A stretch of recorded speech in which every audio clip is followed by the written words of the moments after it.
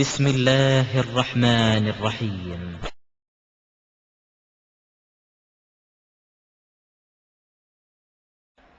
அன்பிற்குரிய சகோதரர்களே, வளைகுடா அவலங்கள் என்ற இந்த நிகழ்ச்சியை பொறுத்தவரை தாய்மார்கள் கண்டிப்பாக மிகுந்த ஈடுபாட்டோடு பார்க்க வேண்டிய நிகழ்ச்சி. வளைகுடா வெளிநாடுகளுக்கு செல்லுகின்ற நம்முடைய சகோதரர்கள், கணவன்மார்கள், நம்முடைய பிள்ளைகள், நம்முடைய தந்தைமார்கள், அவங்களெல்லாம் அங்க என்ன மாதிரியான நிலையில் இருக்கிறார்கள்?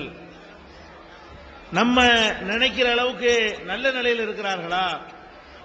அப்ப வெளிநாடுகளுக்கு சென்று நம்முடைய சகோதரர்கள் எவ்வளவு கஷ்டப்படுகிறார்கள், எவ்வளவு துன்ப துயரங்களை அனுபவிக்கிறார்கள், எந்த விதமான உரிமையும் கூட அந்த நாட்டில் கிடையாது. இப்ப நம்ம நாட்டில் பேச்சுரிமை இருக்கு, எழுத்துரிமை இருக்குது. 10 ரூபாய் சாப்பாட்டை 20 ரூபாய்க்கு வித்தாண்டா எழுத்து கேட்க எழுதல, அங்க கேட்க இயலாது. அந்த நாட்டில் வாயவே திறக்க முடியாது. இந்த மாதிரியான ஒரு நாட்டில் போய் கஷ்டப்பட்டு எப்படியெல்லாம் கஷ்டப்படுறாங்க என்பதை தான் நீங்க பார்க்க போறீங்க.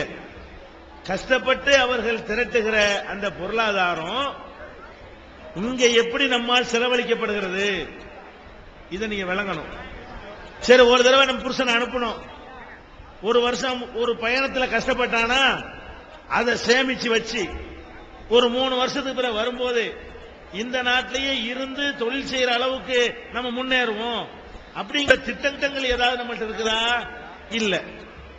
உடனே என்ன பண்றோம், நம்ம அந்த பொருளாதாரத்தை குறிப்பா இந்த தஞ்சை பகுதிகளில், புதுக்கோட்டை பகுதிகளில், திருச்சி பகுதிகளில், நாகை, திருவாரூர் போன்ற பகுதிகளில் எல்லாம் நாங்க பல ஊர்களை நாங்கள் சர்வே எடுத்திருக்கிறோம். அங்கெல்லாம் என்ன செய்வாங்கன்னு கேட்டா, ஒரு கிராமத்தில் இருப்பாங்க. அந்த கிராமத்தில் எல்லா பொருளுமே கிடைக்கும். சோப்பு கிடைக்கும், செலவு சோப்பு கிடைக்கும், வாசனை சோப்பு கிடைக்கும், அத்தர் பண்ண அத்தர் கிடைக்கும், தீப்பெட்டி கிடைக்கும். இதெல்லாம் அந்த ஊர்ல கிடைச்சா கூட அங்கே இருந்து பக்கத்தில் உள்ள மாயவரத்தில் போய் வாங்கினா தான் அவங்களுக்கு அது ஒத்துக்கிறோம். இல்லைன்னா கும்பகோணத்துல தான் போய் வாங்குவாங்க, இல்லைன்னா தஞ்சாவூர்ல போனா தான் வாங்குவாங்க.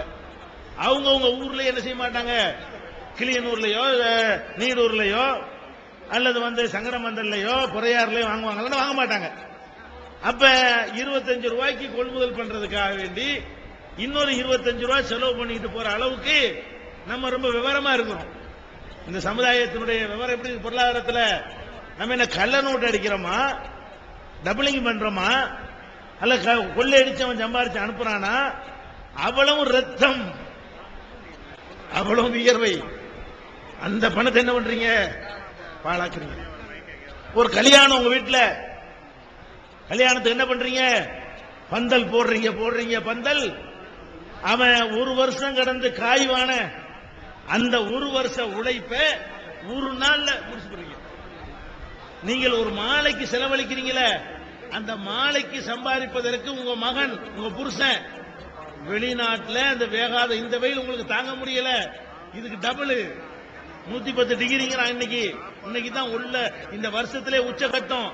இந்த 110 டிகிரியை நீங்க அதிகங்கிறீங்களே, அங்க 120 130 டிகிரி வெப்பத்தில் கிடந்து மண்டை வெடிக்காத குறையாக கஷ்டப்பட்டு சம்பாதிக்கிறானே, அந்த பணத்தில் நீங்க நகை வாங்கினா மனசாரி போயிடும். ஒரு சொத்து வாங்கி போட்டா மனசாரி போயிடும். ஒரு இடத்தை வாங்கி போட்டீங்கன்னா மனசாரி போயிடும். எதுக்கு செலவழிக்கிறீங்க? இந்த பணத்தை ஆடம்பரத்துக்கு, வீண் விரயங்களுக்கு, 4 பேர் பாராட்டு வாங்குறதுக்காக வேண்டி ஊரை வளைச்சு விருந்து கொடுக்குறீங்க. இந்த மாதிரி எல்லாம் தாய்மார்கள் தங்களுடைய குடும்பத்தை, ஆம்பளைங்களுடைய சம்பாத்தியத்தை என்ன செய்யறோம் விளங்காம ஏன் இதை பண்றீங்க? உங்களுக்கு தெரியல. நீங்க நினைக்கிறீங்க நம்ம புருஷன் போய் கலெக்டரா இருக்கிறாரு நினைக்கிறீங்க. நீங்க நினைக்கிறீங்க நம்ம புருஷன் கவர்னர் உத்தியோகம் பார்க்கிறாரு, வெளிநாட்டு உத்தியோகம் பார்க்கிறாரு என்று நீங்கள் பெருசா என்ன செய்றீங்க நினைக்கிறீங்க. அங்க என்ன பண்றாரு என்று உங்களுக்கு அவர் சொல்ல மாட்டார். ஏன் சொல்ல மாட்டார்? நம்ம மனைவி கவலைப்படக்கூடாது, நம்ம தாயார் கவலைப்படக்கூடாது, நம்ம அண்ணன் தம்பிமார்கள் கவலைப்படக்கூடாது அப்படிங்கிறதுக்காக வேண்டி அவர் படுற கஷ்டத்தை உங்களுக்கு சொல்வது இல்லை. நாங்கெல்லாம் நேர போய் பார்த்துட்டு வந்திருக்கிறோம். வெளிநாடுகள்ல குறிப்பா அரபு நாடுகள்ல, வெளிநாடு சிங்கப்பூர் மலேசியாவையாவது ஒரு கணக்கில் சேர்த்துக் கொள்ளலாம். இந்த அரபு நாடுகளுக்கு போற மக்களை பார்த்தால் விரல் விட்டு எண்ணக்கூடிய சில பேரை தவிர மற்ற எல்லாருடைய வாழ்க்கையும் கேவலத்திலும் கேவலத்திலும் கேவலமான நிலையிலே அவர்களுடைய வாழ்க்கை ஓடிக்கொண்டிருக்கிறது. ஒரு ரூம் கொடுத்திருப்பார்கள் அவர்கள் தங்குவதற்கு. கூட்டமாக பலதியாவில் வேலை செய்வார்கள் அல்லது கட்டட கான்ட்ராக்ட்ல வேலை செய்வார்கள். ஒரு 10க்கு 10 ரூம் கொடுத்திருப்பார்கள். 10க்கு 10 ரூம் என்பது நம்ம வீட்டில் இருக்கிற பெட்ரூமை விட சின்னது. நம்ம வீடுகளில் பெட்ரூம் வச்சிருக்கிறோமே அதை விட சின்ன ரூம். அந்த 10க்கு 10 ரூம்ல 10 பேரை போட்டு அனுப்பாங்க. 10க்கு 10 ரூம்ல எத்தனை பேரு? 10 பேரை போட்டு திருச்சி இதான் தங்குற இடம். அதுக்குள்ள அவன் தங்கிக்கிறோமா 10க்கு 10ல?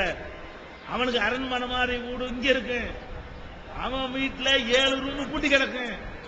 அப்படிப்பட்ட வசதியான இடத்துல வாழ்ந்தவன் அங்க போய் என்ன செய்யறான்? 10க்கு 10ல 10 பேர்ல ஒரு ஆளா இருக்கிறான். காலையில 4 மணிக்கு எழுப்பி விடுவாங்க. குளிர் காலத்துல உதடு வெடிக்கும், பல்லு தந்தி அடிக்கும். குளிர் காலத்துல அந்த மாதிரியான கடும் குளிர்ல 4 மணிக்கு அவனை எழுப்பி விட்டு ஓட்டிட்டு போவாங்க கூட்டமா பஸ்ல ஏத்தி. அப்ப எதுக்கு இதெல்லாம்? அந்த அவலங்களை நீங்க பார்க்கணும். இந்த அவலங்களை ஒரு சீடியாக ஒரு படமா தயாரிச்சிருக்கிறோம். இந்த அரங்கத்தை பொறுத்த வரைக்கும் ரியாத் மண்டலத்தில் தௌஹீத் ஜமாத்தை பொறுத்த வரைக்கும் நீங்க நினைக்கிறீங்க தமிழ்நாடு தௌஹீத் ஜமாத் பேரை வச்சுக்கிட்டு தமிழ்நாடு மட்டும் நினைக்கிறீங்க. இந்த ஜமாத்து ரியாத்தில் இருக்கிறது, ஜித்தாவில் இருக்கிறது, தம்மாமில் இருக்கிறது, அல் ஹசாவில் இருக்கிறது, அல் கசீமில் இருக்கிறது. இன்னும் சவுதி அரேபியா முழுவதும் இந்த ஜமாத் இருக்கிறது. யுஏஇ முழுவதும் இருக்கிறது. குவைத்தில் இருக்கிறது, பஹ்ரைன்ல இருக்கிறது, கத்தார்ல இருக்கிறது. இலங்கையில இருந்து கூட உட்கார்ந்து இருக்கிறாங்க SLDஜன் தொப்பி போட்டுக்கொண்டு. மலேசியாவில் இருக்கிறது, சிங்கப்பூரில் இருக்கிறது. இது அகில உலக தௌஹீத் ஜமாத். பேர் அந்த காலத்துல தமிழ்நாட்டை தாண்டவா போகுதுன்னு வச்சுவிட்டோம். தமிழ்நாட்டுக்கு மேலேயே இது போக போகுதுன்னு பேரை தப்பா வச்சுவிட்டோம். தமிழ்நாடு தௌஹீத் ஜமாத். உண்மையில இதனுடைய பேர் என்னன்னு கேட்டா அகில உலக இன்டர்நேஷனல் தௌஹீத் ஜமாத் இது. அதனால ரியாத் மண்டலத்தில் நூற்றுக்கணக்கான கிளைகள் நமக்கு இருக்கிறது. அதனுடைய தலைவர் இந்த நிகழ்ச்சியை தலைமை தாங்கி நடத்துவார். அஸ்ஸலாமு அலைக்கும் வரஹ்மத்துல்லாஹி வபரகாத்துஹு. அல்ஹம்துலில்லாஹ் வஸ்ஸலாத்து வஸ்ஸலாமு அலா ரசூலுல்லாஹ். அன்புள்ள சகோதர சகோதரிகளே, நம்முடைய மாநில தலைவர் அவர்கள் வளைகுடா அவலங்கள் என்ற தலைப்பில் வளைகுடாவில் நம்முடைய சகோதரர்கள் படுகின்ற பாடுகளை பற்றியெல்லாம் உங்களுக்கு சிறு குறிப்பாக அழகாக சொன்னார்.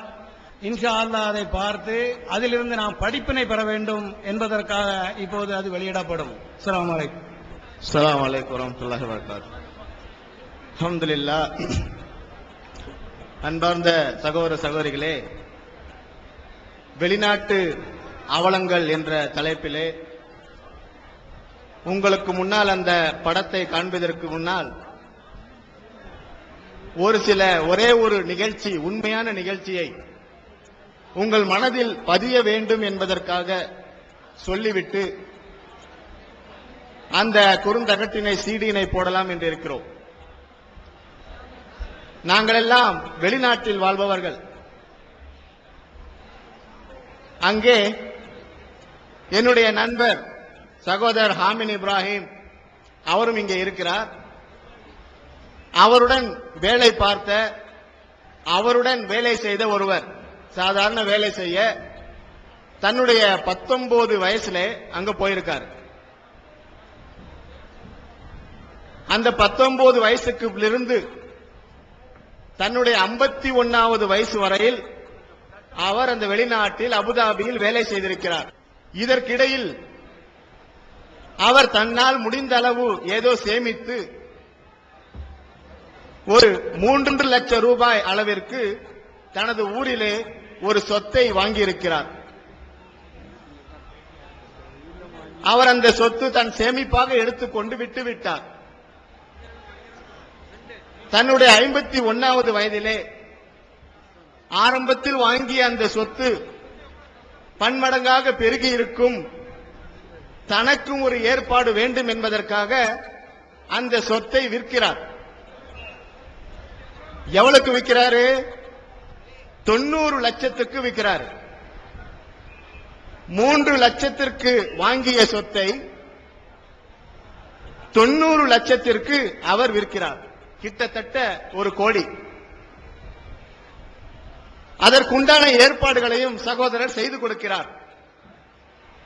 அதை விற்கிறதுக்கு உண்டான ஏற்பாடு, எல்லா ஏற்பாடுகளும் செய்து அந்த சொத்து விற்கப்பட்டு விட்டது. 3 லட்சத்திற்கு வாங்கியது 90 லட்சமாக 1 கோடியாக மாறிவிட்டது. ஆனால் அவருக்கோ வயசு 51. எப்ப அவர் போனார்? 19 வயசுல, தன்னுடைய 19வது வயதில் அவர் வெளிநாட்டுக்கு போனார். தன்னுடைய 51வது வயதில் தான் வாங்கிய அந்த சொத்தை வித்து 1 கோடிக்கு அதிபதியாகிறார். அதற்கு பிறகு நாமும் ஊருக்கு போய்விடலாம், இனிமேல் என்ன இங்க இருக்க அப்படிங்கிற அடிப்படையில் அவர் ஊருக்கு போவதற்கு உண்டான ஏற்பாட்டை செய்கிறார். வேலையிலிருந்து ரிசைன் பண்ணிட்டார். ஒரு நாள் ஹாமின் இப்ராஹிம் அந்த சகோதரர் அவரை பார்க்க அந்த இடத்திற்கு செல்லும் பொழுது அவர் தன்னுடைய அறையிலே உட்கார்ந்து இருக்கிறார் ஆபீஸ்ல. இவர் கதவை திறந்தால் அவர் அழுதுகிட்டே இருக்கார். மாலை மாலையாக கண்ணீர் வடியுது அவர்கிட்ட. யார்கிட்ட? 1 கோடி அதிபதி கிட்ட. 1 கோடி அதிபதியிடம் கண்ணிலிருந்து கண்ணீர் மாலை மாலையாக வருகிறது. இவர் கேட்கிறார், என்ன பாய், ஏன் அழுவுறீங்க?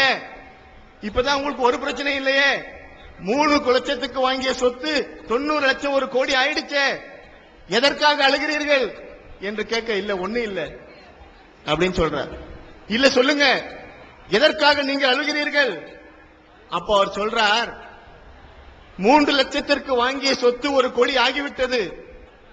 யாராவது இந்த 1 கோடியை எடுத்துக்கொண்டு என்னுடைய 19 வயதில் என்னை விட்டு விடுங்கள் என்கிறார். யோசிச்சு பாருங்க, எனக்கு இப்ப 1 கோடி தேவையில்லை, 19 வயசுல இந்த 1 கோடியை எடுத்துக்கொண்டு யாராவது என்னை அந்த 19 வயசில் விட்டுவிட்டால் நான் சந்தோஷப்படுவேன், அதை நினைத்து அழுகிறேன். என் வாழ்க்கை முழுவதையும் வீணாக்கி விட்டேன், காசு மட்டும்தான் எனக்கு கிடைத்திருக்கிறது என்றார். யோசனை பண்ணி பாருங்க.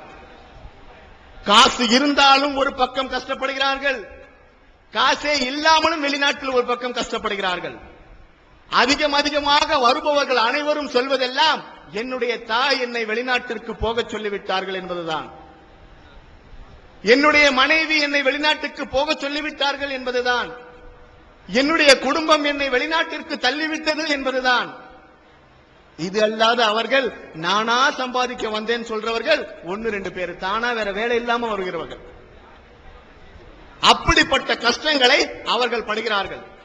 இந்த சீடியில் இருந்து, இந்த படத்தில் இருந்து உங்களுக்கு நாங்கள் காண்பிக்க போவதெல்லாம் உங்களுடைய சகோதரன் எப்படி கஷ்டப்படுகிறார், என்னென்ன வேலைகள் செய்கிறார், அந்த வேலைகளை எல்லாம் நீங்கள் உங்கள் ஊரிலே அவர்களை செய்ய அனுமதிப்பீர்களா?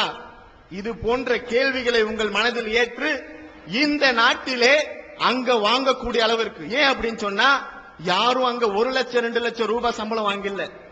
300 திரகம் 3000 ரூபாய் சம்பளம், 400 திரகம் 4000 ரூபாய் சம்பளம். சம்பளம் எடுத்தவுடன் என் தாய்க்கு அனுப்புவதா, என் மனைவிக்கு அனுப்புவதா, என் தங்கையின் கல்யாணத்துக்கு சேமித்து வைப்பதா என்று ரொம்ப குழம்பி போய் நிக்கிற நிலைமை ஒவ்வொரு மனுஷனுக்கும். யோசனை பண்ணுங்க. உங்களுடைய சகோதரன் இங்கே வேலை செய்து உங்களுடனே இருந்து அந்த 3000 ரூபாவை சம்பாதிக்க முடியும். ஒரு சகோதரர் சொல்கிறார், 1.5 லட்சம் கொடுத்து வந்தேன். ஏன் ஊர்லயே வேலை செய்ய முடியாத 1.5 லட்சத்துக்கு அப்படின்னு அவர்கிட்ட கேட்டா, எப்படி பாய் வீட்டுல கொடுப்பாங்க, வெளிநாடுன்னு சொன்னா மட்டும்தான் பணம் கொடுக்கிறார்கள் அப்படின்னு சொல்றாங்க. வெளிநாட்டுக்கும் சொன்னால் மட்டும்தான் பணம் கொடுக்கிறார்கள் என்று அவர்கள் சொல்கிறார்கள். அவர்களின் அந்த அவல நிலையை இப்போது நீங்கள் கேளுங்கள்.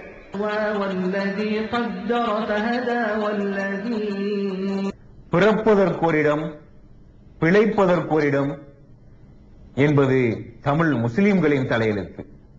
இது புதுமொழி என்று கூறும் அளவுக்கு வளைகுடா நாடுகளில் மலேசியா, சிங்கப்பூர் போன்ற தென்கிழக்காசிய நாடுகளில் நமது சமுதாயத்து இளைஞர்கள், பெரியவர்கள், ஏன் பெண்களும் கூட வேலைக்காக வந்து படும் அவலங்கள் கொஞ்ச நெஞ்சமல்ல. பிறந்த நாட்டை விட்டு, அன்பான பெற்றோர்களை விட்டு, அன்பு மனைவியை விட்டு, பெற்றெடுத்த செல்வங்களை விட்டுவிட்டு லட்சக்கணக்கான லட்சியங்களோடு பல லட்சங்களை செலவு செய்து பாலைவன பெருவழியிலே பஞ்ச பராரிகளாய் திக்கு தெரியாத காட்டில் குருடன் போல் இங்கு வந்து இவர்கள் படும் அல்லல்கள் சொல்லி மாளுமா? அந்நிய நாட்டிலே அல்லும் பகலும் குப்பை அள்ளுவதிலேயே தன் பொழுதை கழிக்கின்றார். வீட்டில் கூட குப்பை அள்ளக்கூடிய நிலை இல்லாதிருந்தும் இவரை இந்த நிலைக்கு ஆளாக்கியது எது? வறுமை மட்டுமா? இல்லை இல்லை, சரியான வழிகாட்டுதலும் உதவியும் இவரை வந்தடையவில்லை என்பதுதான் நிதர்சனமான உண்மை. குப்பைகளை அள்ளி அள்ளி இவர்கள் சம்பாதித்த சொத்துக்கள் வெறும் குப்பை மட்டும்தான். தன் வீட்டில் கூட சுத்தம் செய்ய தயங்கும் நம் சொந்தங்கள் அற்ப கூலிக்காக பல லட்சங்களை விசா ஏஜென்டிடம் தாரை வார்த்துவிட்டு இப்படி அடிமை வாழ்க்கை வாழ்ந்து கொண்டிருக்கின்றார்களே. தன் மகனை வெளிநாட்டுக்கு அனுப்பும் தாய்மார்களே, சிந்திப்பீர்களா? தெருக்கள் தான் சுத்தமாகிறதே தவிர வேதனையால் அவரது உள்ளம் அனுதினமும் அழுவதை அறிவது யார்? அவரது வேதனையை அகற்றுவது யார்? தன் கணவனை வெளிநாட்டுக்கு அனுப்பும் மனைவிகளே, சிந்திப்பீர்களா? துர்நாற்றம் இல்லாமல் இயங்குவதற்காக தன்னுடைய வாழ்க்கையை துர்நாற்றத்திலேயே கழிக்க வேண்டிய நிலை இவருக்கு. தெருவுக்கு தெரு, ஊருக்கு ஊர் அழுகிப்போன குப்பைகளை அள்ளுவதற்காக தானியங்கி இயந்திரத்தில் தொங்கிக் கொண்டு உலாவரும் இவர்களது முகத்தை துண்டை கொண்டு மூடியிருக்கின்றார்களே, பார்த்தீர்களா? எதற்காக தெரியுமா? பிறரிடம் தம்மை அடையாளம் காண்பிக்க வேண்டாம் என்பதற்காகவா? இல்லை இல்லை, அருகில் நெருங்கி பார்த்தால் புரிந்துவிடும் ஏன் என்று.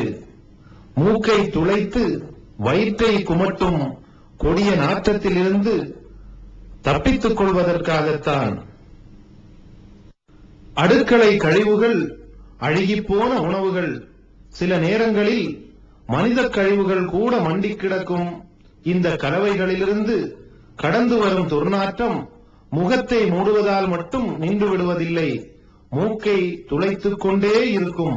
அட்டை பெட்டிகளையும் பொறுக்கிவிட்டு வயிறு விளைக்கும் நிலை இவருக்கு ஏற்பட்டது பரிதாபத்திலும் பரிதாபம். அவர்களிடம் அண்டப்புழுகு புழுகும் அம்மாக்களும் அப்பாக்களும் அரேபியாவில் தம் பிள்ளை ஹவுஸ் கீப்பிங் வேலை செய்கின்றான் என அறிமுகம் செய்வார்கள். ஆனால் அவர்களுக்கு தெரியாது ஹவுஸ் கீப்பிங் என்பது கக்கூஸ் கழுவுதல், கண்ணாடி வீட்டு முதலாளியும் முதலாளி அம்மாவும் அள்ளி வீசும் இழி சொற்களையும் பழி சொற்களையும் சுமப்பதுதான் இவர்கள் புலங்காகிதமடையும் ஹவுஸ் கீப்பிங். கல்லுக்கும் கண்ணிருந்தால் கண்ணீர் வடித்திருக்கும். இந்த சொல்லுக்கு பின்னிருக்கும் அவலங்கள் புரிந்திருக்கும். மரத்தில் காய்த்திருக்கும் பணத்தை உழுப்பி எடுத்து அனுப்பி வைப்பது போலத்தான் நமது ஊரில் வாழும் அவர்கள் வீட்டு பெண்களின் நிலை. அவர்களது உடை, நடை, பாவனைகள், செலவு செய்தலெல்லாம் ஏதோ அவர்கள் வீட்டுக்காரர்கள் மிக உயர்ந்த வேலையில் இருப்பது போல் இருக்கும். ஆனால் உண்மையிலேயே விடுபடும் வழி தெரியாமல் நம்மவர்கள் செய்யும் பல வேலைகளை இதோ பாருங்கள். மீன் வெட்டுவதுதான் இவரது முழு நேர வேலை. கண்ணை கவரும் கண்ணாடிகளை விண்ணுயர்ந்த கட்டிடத்தில் பொருத்துவதற்காக ஏறுகிறார் ஏறுகிறார், ஏறிக்கொண்டே இருக்கின்றார். ஆனால் இந்த கட்டிடங்களைப் போல் இவரது எதிர்காலம் உயர வேண்டும் என்பதற்காக உயிரை பணயம் வைத்து ஏறக்கூடிய இவர் கீழே இறங்கியதும் சொல்லக்கூடிய வார்த்தை என்ன தெரியுமா? இந்த முறை இறைவன் என்னை காப்பாற்றி விட்டான். தாய்மார்களே, உங்களை காப்பாற்ற வெளிநாடு செல்லும் இவரது நிலையை பார்த்தீர்களா? தூக்கு மேடைக்கு சமமாக அந்தரத்தில் தொங்கிக் கொண்டு பல மணி நேரம் வேலை செய்யும் இவருக்கு சற்று தூக்கம் வந்தால் நிகழப்போவதை நினைத்து பாருங்கள். வேண்டுமா இந்த விபரீத விளையாட்டு? வேலை தேடி வெளிநாட்டுக்கு செல்லும் சொந்தங்களே, சிந்திப்பீர். சீருடைகள், சிங்கார தொப்பிகள், சுட்டரிக்கும் வெயிலில் இவர்களின் அணிவகுப்பு. அண்ணாந்து பார்த்தால் 90 முட்டை. ஆனால் இவருக்கு கூலியாக கிடைப்பதோ குருவி முட்டை. இதோ பாருங்கள், இவர்கள் அள்ளி போடுவது சரளிக்கற்களை மட்டுமல்ல, சுக்குநூறாக நொறுங்கிக் கொண்டிருக்கும் அவர்களது வாழ்க்கையும் தான். சொந்தங்கள் புடைசூழ சோறுண்டவர் இங்கே சொந்தங்களுக்கு சோறு போட கான்கிரீட் கட்டைகளுக்கும் தூசுகளுக்கும் மத்தியில் சாப்பிடுகிறார்.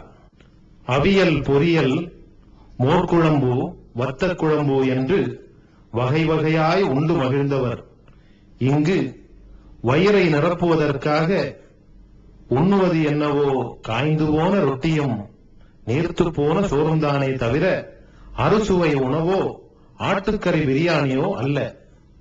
பரோட்டாவும் கோழிக்கறியும் சாப்பிட்ட காலம் அங்கே. வேலைக்கு போகும் முன் ஒரு பரோட்டாவை தீயில் தொட்டு சாப்பிடும் கோலம் இங்கே. சீறி பாயும் வாகனங்களுக்கு மேலே வேலை செய்யும் இவர்களின் கரணம் தப்பினால் மரணம் என்பது காண்பவர்கள் சொல்லியா தெரிந்து கொள்ள வேண்டும்? பெற்றெடுத்த பிள்ளைகளை வெளிநாட்டிற்கு அனுப்பிய பெற்றோர்கள் இதை காணும்போது கதறுவார்களா, கண்ணீர் வடிப்பார்களா, அல்லது காசுக்காக மட்டும் காத்திருப்பார்களா? சுதந்திர இந்தியாவில் கிடைக்கும் சுகங்களை தொலைத்துவிட்டு அந்தரத்தில் தொங்குவதுதான் நம் சொந்தங்களுக்கு சுகமோ? இந்த தொழில் பழகி போய்விட்டது என்று இவர்கள் காரணம் கூறினாலும் கரணம் தப்பினால் மரணம்தானே. இப்ப கொஞ்சம் முன்னால உங்களுக்கு போட்டு காட்டப்பட்ட அந்த படங்கள் ஒரு குறிப்பிட்ட 20 நிமிஷத்துக்கு உள்ளது. இன்னும் 40 நிமிஷம் அந்த படம் ஓடும். நிறைய மக்கள் இங்க பார்க்க முடியல. நாங்க அங்க கண்காட்சியில பி அரங்கத்துல வெளிநாட்டு அவலங்கள் என்ற ஒரு அரங்கம் வைத்திருக்கிறோம். அந்த அரங்கத்தில் தொடர்ந்து இந்த படத்தை ஓடவிட்டு இருக்கிறோம். அங்கு வந்து நீங்க மக்கள் பாருங்க. அது மட்டும் இல்ல, அதை அப்படியே படமாக ஆக்கி சீடியாக விற்பனை செய்கிறோம். 20 ரூபாய். அதையும் எடுத்து போய் வாங்கி பாருங்கள். ஒவ்வொரு வேலையும் உங்கள் சகோதரன் செய்யக்கூடிய வேலையை பாருங்கள். ரோட்ல அள்ளக்கூடிய குப்பை வண்டி முகத்தை மூடிக்கிட்டு தொங்கிக்கிட்டே போகக்கூடிய நிலைமை. அந்த வேலையை நீங்க ஊர்ல வந்தா செய்ய விடுவீங்களா? செய்ய விட மாட்டீங்க. ஒரு காலம் அனுமதிக்க மாட்டீங்க. ஏன்? நம்ம ஊர்ல அதுக்கு தோட்டின்னு பேர் வச்சிருக்கிறோம். அதுலயே அவர் சொன்னார் ஒருத்தர், என்ன வேலை பார்க்கிறோம்? நாம தோட்டி வேலை தான் பார்க்கிறோம். ஏன் ஊர்ல இது செய்யக்கூடாதா அப்படின்னு அவர்கிட்ட கேட்டா, தோட்டி வேலையை ஊர்ல செய்ய யார் அனுமதிப்பார்கள் என்று அவரே கேட்கிறார்.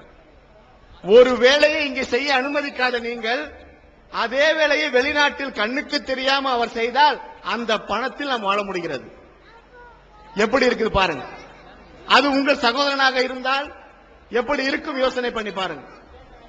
அந்த நாத்தம் பிடித்த அந்த வண்டியில மூக்க கட்டிட்டு போறாங்களே, அதனால ஏற்படக்கூடிய நோய்களை பாத்தீங்களா நீங்க? தொடர்ந்து அவர் பல வருடங்கள் வேலை செய்வதால் ஏற்படக்கூடிய நோய் என்ன தெரியுமா வரும்? அந்த அளவுக்கு அவர் கஷ்டப்படுறாரு. என்ன சம்பாதிக்கிறாரு? மாசம் 1 லட்சம் அனுப்புறாரு, 400 திரவம் சம்பாதிக்கிறார், 500 திரவம் சம்பாதிக்கிறாரு, குறைஞ்ச அதிகபட்சம் 600 திரவம் சம்பாதிக்கிறாரு. அதை வைத்து தன்னுடைய வாழ்க்கையை, தன் குடும்பத்தை ஓட்ட நினைக்கிறார். அதை விட ரொம்ப கோலம் என்ன அப்படின்னு சொன்னா, பெரிய பெரிய பில்டிங்கள் 18-20 மாடி அடுக்குகள். அந்த அடுக்குகள்ல வெறும் 2 கயிறுல ஏறுறாரு மேல. 2 கயிறுல 3 பேர் தொங்கிக்கிட்டே போறாங்க. என்ன வேலை செய்யறாங்க? அங்க கண்ணாடி பொருத்துகிறார்கள். இல்லைன்னா பொருத்தப்பட்ட கண்ணாடியை கிளீன் செய்கிறார்கள். பாருங்க, இங்க உள்ள கண்ணாடி கீழே உள்ள கண்ணாடி இல்ல, பல அடுக்கு மாடி கட்டடங்கள். அந்த கட்டடத்தில் அவர் ஏறும் போது நம்ம கீழேன்னு பார்த்தா என்ன இப்படி போறாரு? அவர் சொல்றாரு கீழே இறங்கி வந்தோடனே, உங்களுடைய வேலைகள் எப்படிப்பா இருந்தது? இவ்வளவு கஷ்டமான வேலை செய்றீங்களே, எப்படி செய்றீங்க அப்படின்னு அவர் கேட்டா, ஒவ்வொரு முறையும் இறைவன் என்னை காப்பாற்றி விட்டான் அப்படிங்கிறார். இறங்கிட்டு என்ன சொல்றாரு? வேலையை முடிச்சுட்டு இறங்கிட்டு இறைவன் என்னை காப்பாற்றி விட்டான். இன்னைக்கு நாளைக்கு என்னன்னு தெரியாது. நாளைக்கும் அவர் ஏறி திரும்பி வந்தால் திரும்பவும் இதே பதிலைத்தான் சொல்வார், இறைவன் என்னை இன்று காப்பாற்றி விட்டான். முடிவில் மாச முடிவில் என்ன கையில வாங்குறாரு? கை நிறைய கூட நிறைய பணமா? 400 திரகம். அவருக்கும் அதே சம்பளம் தான். அதிகமா போனா 1000 திரகம். அந்த 1000 திரகத்தை வைத்துக் கொண்டு என்ன செய்வாரு? அதுல ஒரு வாரத்துக்கு அவர் உங்ககிட்ட போன் பேசுறார். டெலிபோன் ஒருத்தர்கிட்ட கேட்கிறோம், டெலிபோனுக்கே இப்படி செலவு பண்றீங்களே, சம்பாதிக்க கூடிய பணத்துல கொஞ்சம் சேமிக்க கூடாதா? அவர் கேட்கிற, என்ன பாய் சொல்றீங்க? 3 வருஷ கான்ட்ராக்ட் போட்டு வந்திருக்கிறோம். 3 வருஷத்திற்கும் என் தாயை பார்க்க முடியாது, என் மனைவியை பார்க்க முடியாது, பெற்ற பிள்ளையை பார்க்க முடியாது. அப்படி இருக்கும் பொழுது இந்த டெலிபோன்லயாவது பேசி நம்மளுடைய அனுபவத்தை தீர்த்துக்கிறோம். வேற வழி எங்களுக்கு தெரியல. அதில் கூட எங்களுக்கு பிரச்சனை இருக்கிறது. உம்மா கிட்ட பேசினா பொண்டாட்டி கோச்சுக்கிறாங்க, பொண்டாட்டி கிட்ட பேசினா உம்மா கோச்சுக்கிறாங்க. 2 பேருக்கும் சரிசமமா ஒரு தடவை பண்ண வேண்டி இருக்கு. இங்க 20 திரகம், இங்க 20 திரகம் காலி. ஒரு வாரத்துக்கு 40 திரகம் காலி. ஒரு வாரம் 2 தடவை பொண்டாட்டிக்கு பேசிட்டா உம்மா பக்கம் தொலைஞ்சாரு. ஒரு வாரம் உம்மா கிட்ட 2 தடவை பேசிட்டா பொண்டாட்டி கிட்ட தொலைஞ்சாரு. இருதலை கொல்லி மாறி செலவு பண்றதுல கூட பிரச்சனை, சம்பாதிக்கிற காசிய செலவு பண்ணுவதில் கூட பிரச்சனை. என் குழந்தைய தூக்கி என்னால வளர்க்க முடியலங்கிறார். என் சிறிய குழந்தை, நான் வந்த உடனே குழந்தை பிறந்துச்சு, திரும்பி போனா குழந்தை 3 வயசு. அந்த 6 மாசம் 1 வருஷத்துல என்னால தூக்கி கொஞ்ச முடியுமே, அதை என்னால கொஞ்ச முடியல. நான் 2 தடவை வந்து விட்டு போனால் அங்க ஊர்ல புள்ள வயசு 12 ஆயிடுச்சு. அப்ப தூக்கி என் தோள் மேல நான் போட முடியுமா? என் தோள் மேல போட்டா அந்த புள்ளை போடக்கூடிய வயசா? நான் கடைக்கு கூட்டு போய் நான் கடையில ஏதாவது வாங்கி கொடுக்க முடியுமா? இதெல்லாம் அந்த வயசு இல்லையே அப்படின்னு அவர் ஏங்குறாரு. ஏங்கியே வாழ்கிறார்கள். அவர்கள் வாழ்க்கை முழுவதும் ஏங்கி 1 மாசம் லீவ்ல வந்தா நீங்க கொடுக்கறதெல்லாம் என்ன? பரோட்டா, கோழிக்கறி, ஒவ்வொரு நாளும் உங்களுக்கு இல்ல என்னெல்லாம் வகை வகையாக செய்து கொடுக்க முடியுமோ அந்த சாப்பாடெல்லாம் செய்து கொடுப்பீங்க. ஏன் வெளிநாடுக்கு போக வேண்டியதில்லை, இங்கேயே இருந்தால் கூட பரோட்டாவும் கோழிக்கறியும் தான் சாப்பிடுவோம். அங்க என்ன தெரியுமா சாப்பிடுறாங்க? வேலைக்கு போறதுக்கு முன்னால ஒரு பரோட்டா, ஒரு டீ, அந்த டீயில பரோட்டாவை தொட்டு கொஞ்சம் கொஞ்சமா கடிச்சு சாப்பிடுறாங்க. ரசிச்சு சாப்பிடுறாங்களோ என் விதியை நினைச்சு சாப்பிடுறாங்களோ அவங்களுக்கு தான் தெரியும். கொஞ்சம் கொஞ்சமாக ஒரு பரோட்டாவை டீயில தொட்டு தொட்டு நினைச்சு சாப்பிடுகிறானே, அவன் நினைத்திருக்க மாட்டாரா, என் வீட்டுல என் அம்மா எனக்கு கோழிக்கறி கொடுத்தாங்களே, பரோட்டாவை அதுல தொட்டு சாப்பிட்டேனே, என்னுடைய நிலைமை ஏன் இப்படி இருக்க வேண்டும் என்று. ஏன் இந்த நாட்டில் பொழைக்கவே முடியாதா? இந்த நாட்டில் எதுவுமே இல்லையா? 3000 ரூபாயும் 4000 ரூபாயும் 5000 ரூபாயும் இருந்த சம்பளம் வாங்கக்கூடிய அளவிற்கு இந்த நாட்டில் வியாபாரம் செய்ய முடியாதா? ஒரு வேலை செய்ய முடியாதா? அவர் செய்யும் காலமெல்லாம் உங்களுடனே இருப்பாரு. மனைவியா இருந்தாலும் மனைவி கூட இருக்கிறாரு, தாயா இருந்தாலும் தாய் கூட இருக்கிறாரு, மற்ற உறவுகள் அத்தனை பேர் கூடவும் உங்க கூடவே இருக்கிறாரு. அதுதானே சந்தோஷம். அந்த சந்தோஷத்தை எல்லாம் நாம் ஏற்கனவே சொல்லி காட்டியது போல் 19 வயசிலிருந்து 51 வயசு வரைக்கும் தொலைத்தவர்கள் தான் அதிகம் நம்ம நாட்டில். வெளிநாட்டில் இன்னும் தொலைத்துக் கொண்டிருக்கிறார்கள். அவர்கள் ஒவ்வொரு ஆண்டும் ஒவ்வொரு தடவையும் இங்கு வந்து திரும்பி போகும்போது அழாம போறாங்களா? அழுவாம திரும்பி வெளிநாட்டுக்கு போறாங்களா? போகவே. நீங்களும் சேர்ந்து அழுவீங்க, நீங்களும் சேர்ந்து கொண்டுதான் அழுவீர்கள். அங்க போய் அவர் 1 வாரத்துக்கு அழுதுகிட்டே இருப்பாரு, திரும்ப எப்படா போவன் ஏங்கிக்கிட்டே இருப்பாரு. அந்த அளவுக்கு அவர்கள் மிகவும் கஷ்டப்பட்டு, அதற்காகத்தான் அதையெல்லாம் காட்சிப்படுத்தி இருக்கிறோம். கண்ணுக்கு தெரிய வேண்டும் என்ன மாதிரி குப்பை வண்டி அது, என்ன மாதிரி கண்ணாடியில ஏறுறாங்க, இதெல்லாம் தெரிஞ்சுக்கணும். 2 பில்டிங்க்கு நடுவுல ஒரே ஒரு கைத்துல தொங்குது, ஹெல்மெட் கூட போடாம அதுல உட்கார்ந்து இருக்கிறார். லேசா அவருக்கு தூக்கம் வந்தா நினைச்சு பாருங்க, லேசா அவருக்கு தூக்கம் வந்தால் முடிஞ்சு. எத்தனை மாடி பில்டிங் அது கிடக்குது? 40-50 மாடி பில்டிங். அதுக்கு நடுவுல ஒரே ஒரு கயிறுல தொங்குறார். லேசா அசதியில ஒரு தூக்கம், அவருடைய வாழ்க்கையே முடிந்தது. ஒவ்வொரு நாளும் தன் உயிரை பணயம் வைத்து செய்யக்கூடிய வேலை. ஒரு சகோதரத்தை போய் கேட்கிறோம், 37 வருஷமா நான் இருக்கிறேன் பாய், என்ன வேலை செய்றீங்க? மீன் வெட்டி பொழைக்கிறார். என்ன வெட்டி? மீன் வெட்டி பொழைக்கிறேன். பாக்குறீங்களா? உங்க வீட்டு மார்க்கெட் எல்லாம் போய் மீன் வெட்டுவீங்களா? நீங்க வெட்டுவீர்களா? காசு கொடுத்தால் மீன் வெட்டுவீங்களா? நீங்க இல்ல நீங்க அனுமதிப்பீங்களா? அதை சொல்லுங்க. உங்க வீட்டு புருஷன்ல உங்கள் பிள்ளைகளை இந்த நம்ம ஊர் மார்க்கெட்ல மீன் வெட்ட அனுமதிப்பீர்களா? கிடைக்கும். மீன் வெட்ட உட்கார்ந்து வெட்டி கொடுத்தால் நிச்சயமாக பணம் கிடைக்கும். ஏன்? பெரிய பெரிய மீன்கள் எல்லாம் இங்க வீட்டுல வெட்டிட்டு இருக்க முடியாது. அதனால உட்கார்ந்து அந்த வியாபாரத்தை செய்தால் நிச்சயமாக கிடைக்கும். செய்ய அனுமதிப்பீர்களா? பார்த்தால் செய்ய விடுவீர்களா? ஒரு நாள் செய்ய விடுவீர்களா? நீங்க 37 வருடம் மீனை வெட்டி வெட்டி வெட்டி தன் மகனை இன்ஜினியரிங் படிக்க வச்சிருக்கிறார். தன் மகனை இன்ஜினியரிங் படித்து விட்டு சொல்கிறார், பெண்களின் உந்துதலால் தான், பொம்பளை சொல்லித்தான் நாங்க வெளிநாட்டுக்கே வரோங்கிறாரு. உங்களை சொல்லித்தான். என்ன சொல்றாரு? பெண்களால தான். ஏன்பா அந்த வீட்டு பையன் வெளிநாட்டுக்கு போல, உனக்கு மட்டும் என்ன இங்க வேலை? அவன் போய் சம்பாரிச்சு பார், எவ்வளவு பெரிய வீடு கட்டி இருக்கான் பார். அவன் வீட்டுக்கு போனா அவன் அலமாரியை திறந்து காட்டுறான், மேலேன்னு கீழே வரைக்கும் சேலையா இருக்குது. நானும் அதே மாதிரி வச்சுக்க வேணாமா? போய் 2 வருஷம் வேலை செஞ்சுட்டு வாயேன்னு தள்ளி விடக்கூடிய மனைவிகள், தாய்மார்கள். யோசனை பண்ணி பாருங்க, யோசனை பண்ணி பாருங்க. இங்கே சம்பாதிச்ச அந்த சேலையை வாங்கலாம், ஆனா உடுத்தி மட்டும் பார்க்க மாட்டீங்க. அப்படியே அலமாரியிலே வச்சு அப்படியே இருக்கும் கடைசி வரைக்கும். அந்த அளவிற்கு உங்களின் ஆசைகளால் தான் அவர்கள் போவதாக யாரையெல்லாம் போய் நாம் பேட்டி காண்றோமோ. ஏன்பா இங்க வந்தீங்க? என் பொண்டாட்டி போக சொன்னாங்க. ஏன்பா இங்க வந்தீங்க? என் உம்மா போக சொன்னாங்க. ஏன்பா இங்க வந்தீங்க? என் தங்கச்சிக்கு கல்யாணம் பண்ணி கொடுக்கணும். இப்படி யாருமே நானாக பிடித்து இந்த வேலைக்கு வந்தேன்னு சொல்லவே இல்லை. எனக்கு பிடித்து இந்த வேலையை செய்ய வந்ததாக அவர்கள் யாருமே சொல்லல. ஒருத்தர் கூட சொல்லல. ஒருத்தர் கூட அந்த மாதிரி சொல்லவே இல்லை. இதை விட என்ன தெரியுமா கேவலம்? பெண்கள் வேலைக்கு வருவதுதான். ஆம்பளையாவது ஏதோ தெரியாமல் புரியாமல் வந்து கஷ்டப்பட்டு திரும்பி வந்துடுறான். பெண்கள் வேலைக்கு வந்து அங்கு படக்கூடிய கஷ்டம் சொல்ல முடியாத கஷ்டங்கள். சில நேரத்திற்கு விபச்சாரத்திற்கு ஈடுபடுத்தப்படுகிறார்கள். தெரிந்து கொள்ளுங்கள். யார் கண்ணும் பார்க்கவில்லை, யார் கண்ணும் பார்க்கவில்லை. அந்த அளவுக்கு பெண்கள் கஷ்டப்படுறாங்க. தயவு செய்து யாருமே பெண்களை அனுப்பாதீங்க. வெளிநாட்டுக்கு யாரையுமே அனுப்பாதீர்கள் என்று கேட்டுக்கொள்கிறோம். அதே சமயம் பெண்களை அனுப்பாதீர்கள் என்று கேட்டுக்கொள்கிறோம். பெண்களை தயவு செய்து அனுப்பாதீங்க. பெண்கள் போனா அங்கு ஒழுங்கா வாழவே முடியாதுங்கிற நிலைமை இப்ப இருக்கிறதுனால பெண்கள் யாரும் ஹவுஸ்மேடுங்கிற பேர்ல வேலைக்கு போகாதீர்கள். ஆண்களாக இருக்கக்கூடிய உங்களுடைய மகனையோ உங்களுடைய கணவரையோ இன்றே சொல்லி 1 வருஷத்திலேயோ இல்ல 6 மாசத்திலேயோ முடிச்சுட்டு வந்திருப்பான்னு சொல்லிடுங்க. இங்க வேலை செய்யலாம், நான் 1 லட்சம் என் நகையை வித்து தரேன், இருக்கிற ஒரு சொத்தை வித்து தரேன், இங்க வந்து வேலை செய்து அந்த 4000 ரூபாய் சம்பாரின்னு சொல்லுங்க. செய்ய முடியும். அப்புறம் என்ன? வெளிநாட்டுக்கே போகணும்னு சொல்றீங்களா? போங்க, வெளிநாட்டுக்கு போங்க. எப்படி போங்க? படித்து விட்டு போங்கள். உங்கள் பிள்ளையை படிக்க வையுங்கள். ஒரு BE இன்ஜினியராக படிக்க வையுங்கள், ஒரு டாக்டராக படிக்க வையுங்கள், ஒரு ஆபீசராக படிக்க வையுங்கள். ஏதாவது ஒன்றை படிக்க வைத்து அப்ப வேலைக்கு அனுப்புங்க. அவர் கை நிறைய சம்பாதிப்பார், தன் மனைவியையும் அழைப்பார்.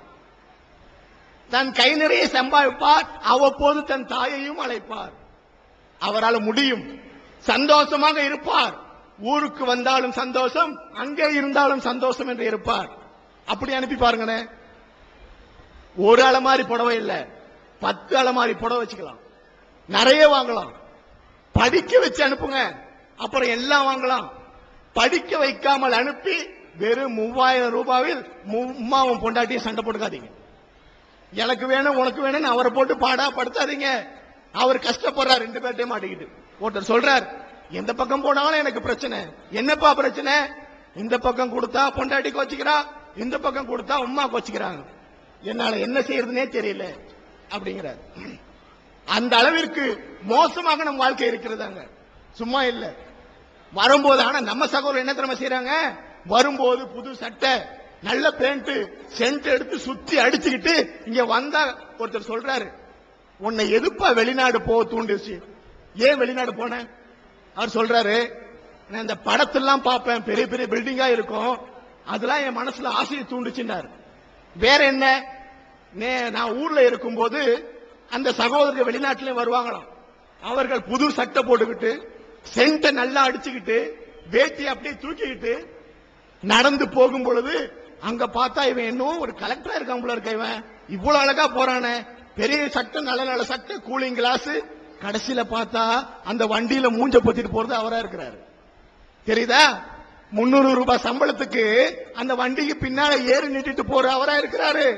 இங்க வந்தா சென்ட் அடிச்சுக்கிட்டு கையிலேயே தூக்கிக்கிட்டு போகக்கூடிய நிலைமையில இருக்காரு. யோசனை பண்ணி பாருங்க. ஏன் உங்களுக்கு எல்லாம் தெரியக்கூடாதுண்டோ இல்ல அங்க நடக்கிறது யாருக்கும் தெரியும். இப்ப எல்லாத்தையும் படம் பிடிச்சு காட்டியாச்சு. வெளியில வரவங்க யாரும் ஏமாத்தவும் முடியாது. இன்ன வேலை தான் என்னப்பா வேலை செய்யறேன்னு கேளுங்க, அவர் சொல்லி ஆகணும். அந்த அளவு கஷ்டப்படுறாங்க. அதனால இந்த உங்களுடைய சகோதரர்கள் இனிமேல் இருந்தால் இந்த நாட்டில் வேலை செய்ய சொல்லுங்கள். அங்கு இருப்பவர்களை இங்கு வர சொல்லுங்கள். இங்கு வந்து இந்த நாட்டில் வேலை செய்ய சொல்லுங்கள். அவர் உங்களுடனே இன்ஷா அல்லாஹ் இருப்பார். இதுக்கு மேல் தெரிந்து கொள்ள வேண்டுமென்றால் அந்த படத்தை முழுவதுமாக கண்காட்சி பி அரங்கத்திலே வளைகுடா அவலங்கள் என்று போட்டிருக்கிறோம். அங்கு வந்து பாருங்கள் என்று கேட்டவனாக வாய்ப்பளித்து நன்றி கூறி விடைபெறுகிறேன். வாஹிர் தாவான் அல்ஹம்துலில்லாஹி ரப்பில் ஆலமீன். அஸ்ஸலாமு அலைக்கும் வரஹ்மத்துல்லாஹி வபரகாத்துஹு. வளைகுடா அவலத்தின் தொடர்ச்சியாக ஒரே ஒரு சம்பவத்தை மட்டும் உங்களுக்கு அதிகப்படியாக சொல்வதன் மூலம் வளைகுடா வாழ்கின்ற சகோதரர்கள் எந்த நிலையில் அவர்கள் இருக்கிறார்கள், அவருடைய குடும்பத்தினுடைய அவலமும் எப்படி இருக்கிறது என்பதை விளங்கிக் கொள்ள ஏதுவாக ஒரே ஒரு சம்பவத்தை மட்டும் நான் உங்களுக்கு கூற ஆசைப்படுகிறேன். பெரம்பலூர் மாவட்டத்தைச் சேர்ந்த ஒரு சகோதரர், அவர் தன்னுடைய 45 வயதிற்கு மேலாக இங்கு உழைத்து அவருடைய கஷ்டங்களின் காரணமாக அவருக்கு 4 பிள்ளைகள், அதில் 2 பெண் பிள்ளைகள் 2 ஆண் பிள்ளைகள், அதில் ஒரு பிள்ளைக்கு கால் ஊனம். இவ்வாறான சூழ்நிலையில் அவருடைய பெண்ணை கல்யாணம் செய்து கொடுப்பதற்காக மிகுந்த சிரமப்பட்டு அது நடக்காத கட்டத்தில் இங்கிருந்து வெளிநாட்டிற்காக அவர் புறப்பட்டு வருகிறார். 1 லட்சம் ரூபாய் கடன் வாங்கி, வட்டிக்கு கடன் வாங்கி அங்கு வந்திருக்கிறார். வந்த மறுநாள் ரியாதில் வந்து இறங்கி அவர் வேலைக்கு கூட செல்லவில்லை. வந்த மறுநாள் அந்த குடும்பத்தை பிரிந்து வந்த சோகத்தின் காரணமாகவும் அவருடைய கடன் தொல்லைகளின் காரணமாகவும் மன அழுத்தத்தின் காரணமாகவும் மறுநாளே மரணித்து விடுகிறார். என்ன செய்வது? அது அவர் வந்து ஒரு வேலையில கூட சேரல. அந்த சூழ்நிலையில நீங்க அவருடைய நிலைமையை நினைத்து பார்க்கணும். இங்க குடும்பத்தில் உள்ள அவருடைய குடும்பம் அவரை அனுப்பிவிட்டு, அவருடைய மனைவி நம்முடைய கவலைகள் எல்லாம் இனி தீர்ந்து விட்டது, இந்த மனிதன் வெளிநாட்டிற்கு சென்று சம்பாதித்து தன்னுடைய பிள்ளைகளை நல்ல முறையில் திருமணம் முடித்து வைப்பார் என்றும், அவருடைய பிள்ளைகள் தன்னுடைய தந்தை அங்கிருந்து சம்பாதித்து நம்முடைய பிள்ளைகளை நம்மை எல்லாம் நன்றாக படிக்க வைப்பார் என்றும் கனவு கண்டு கொண்டு அவர்களை அங்கு அனுப்பி வைத்தார்கள். ஆனால் அவருடைய முடிவு அடுத்த நாளே அங்கே மரணித்து விட்டார். இதெல்லாம் ஒரு வெளிநாட்டிற்கு போக வேண்டும் என்ற மோகத்தின் காரணமாக அவர்களை இங்குள்ள சூழ்நிலையில் இருந்து மாற்றி அங்கு அனுப்புவதன் மூலமாக ஏற்படுகின்ற பெரும் அனுதாபங்களாக இருக்கின்றது. அதே போல கடலூர் மாவட்டத்தைச் சேர்ந்த ஒரு சகோதரர் முகமது கனி என்ற ஒரு சகோதரர் ஒட்டகம் மேய்ப்பதற்காக அங்கு வந்தார். ஒட்டகம் மேய்ப்பதற்காக வந்து அவருடைய வயது ஒரு 52 வயது. அவரால் அந்த வேலையை செய்ய முடியும், மிகுந்த கஷ்டத்தில் செய்கிறார். ஆனால் அவருக்குரிய சம்பளம் கிடைக்கவில்லை. 3 மாதம் 4 மாதம் சம்பளம் கிடைக்காததனால் அவர் அந்த ஸ்பான்சரை விட்டு வெளியேறி விடுகிறார். வெளியேறி வந்து தனக்கு முடியாத ஒரு வேலையை எடுத்து செய்கிறார். அதில் அவருக்கு அவருடைய முதுகுப்புறத்தில் ஒரு பெரிய கண்ணாடி அவருடைய முதுகுப்புறத்தில் வந்து விழுந்து அவருடைய கைகால் இயக்கம் முழுவதுமாக பாவித்து இந்த 5 மாதங்களாக ஒரு அனாதையைப் போல ஆஸ்பத்திரியில் இருக்கிறார். இவ்வாறான மிக சோகமான நிகழ்வுகள் எல்லாம் வெளிநாடு செல்ல வேண்டும் என்ற இந்த கனவுகளின் காரணமாக ஏற்படுகிறது. இதையெல்லாம் நீங்கள் கவனத்தில் கொண்டு வெளிநாடு வாழ்க்கை, நமது யூசுப் அலி சொன்னது போல, வந்தால் நல்ல தகுதியோடு வாருங்கள், நல்ல வேலைக்காக வாருங்கள். இங்கிருந்து வரும்போதே இவர் என்ன நினைச்சிட்டு வருவாருன்னா, நமக்கு அங்க போனா நல்ல வேலை கிடைக்கும் அப்படின்னு நினைச்சு வருவாரு. ஆனா அதுக்குரிய தகுதி இருக்கா, படிப்பு இருக்கான்னு கேட்டா இருக்காது. அங்க வந்தா இவருக்கு கிடைக்கக்கூடிய சம்பளம் ஒரு 400 திர்ஹம், ஆனா இவருக்கு பட்டிருக்கக்கூடிய கடன் அதற்கு மேலாக இருக்கும். அப்ப இத கடனை அடைக்கிறதுக்காக நினைச்சுவாருன்னா 8 மணி நேரத்துக்கு பதிலாக 16 மணி நேரம் 18 மணி நேரம் ஓய்வு இல்லாமல் உழைப்பதன் மூலமாக அவருக்கு மன அழுத்தமும் உடல் கஷ்டங்களும் ஏற்பட்டு மேற்கொண்டு வேலை செய்ய முடியாமல் உள்ள சூழ்நிலைகள் ஏற்படுகிறது. எனவே ஆண்களை வெளிநாட்டிற்கு அனுப்ப வேண்டாம் என்று பெண்கள் மாறாதவரை ஆண்கள் வெளிநாட்டிற்கு செல்வது நிறுத்த முடியாத ஒன்றாக இருப்பதனால் இனி இந்த வெளிநாட்டு வாழ்க்கை வேண்டாம் எங்களுக்கு என்று நீங்கள் சபதம் எடுப்பீர்களே, ஆனால் இந்த நிகழ்ச்சியில் இந்த வளைகுடா அவலம் என்ற இந்த தலைப்பிட்டு இந்த நிகழ்ச்சி நடத்தியதற்கு ஒரு அர்த்தம் இருக்கும்.